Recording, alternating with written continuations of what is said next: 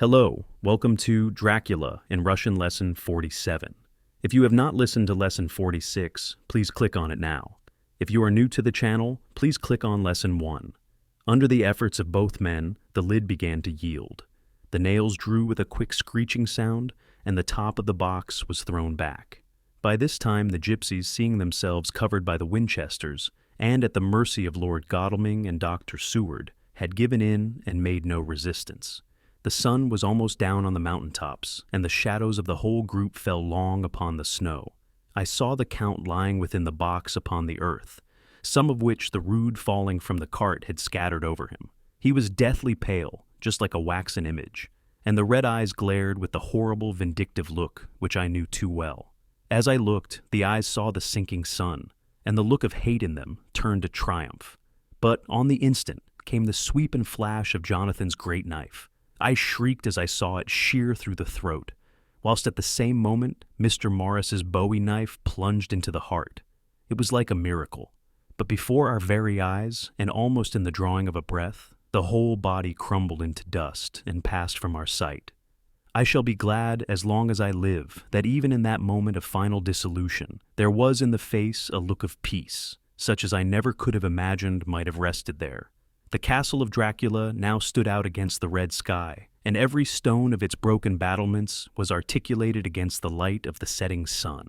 The gypsies, taking us as in some way the cause of the extraordinary disappearance of the dead man, turned, without a word, and rode away as if for their lives. Those who were unmounted jumped upon the later wagon and shouted to the horsemen not to desert them. The wolves, which had withdrawn to a safe distance, followed in their wake, leaving us alone. Mr. Morris, who had sunk to the ground, leaned on his elbow, holding his hand pressed to his side. The blood still gushed through his fingers. I flew to him, for the holy circle did not now keep me back. So did the two doctors. Jonathan knelt behind him, and the wounded man laid back his head on his shoulder. With a sigh he took, with a feeble effort, my hand in that of his own, which was unstained. He must have seen the anguish of my heart in my face, for he smiled at me and said, "I am only too happy to have been of any service." "Oh God!" he cried suddenly, struggling up to a sitting posture and pointing to me. "It was worth for this to die. Look, look!" The sun was now right down upon the mountain top, and the red gleams fell upon my face, so that it was bathed in rosy light. With one impulse the men sank on their knees, and a deep and earnest "Amen" broke from all as their eyes followed the pointing of his finger. The dying man spoke, "Now God be thanked that all has not been in vain. See, the snow is not more stainless than her forehead. The curse has passed away." And, to our bitter grief, with a smile and in silence, he died, a gallant gentleman. Note: 7 years ago we all went through the flames, and the happiness of some of us since then is, we think, well worth the pain we endured. It is an added joy to Mina and to me that our boy's birthday is the same day as that on which Quincy Morris died. His mother holds, I know, the secret belief that some of our brave friend's spirit has passed into him. His bundle of names links all our little band of men together, but we call him Quincy. In the summer of this year, we made a journey to Transylvania and went over the old ground which was and is, to us, so full of vivid and terrible memories.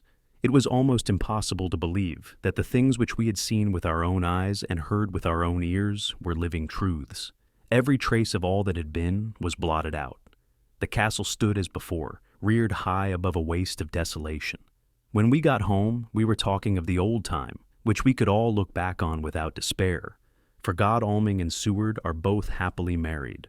I took the papers from the safe where they had been ever since our return so long ago.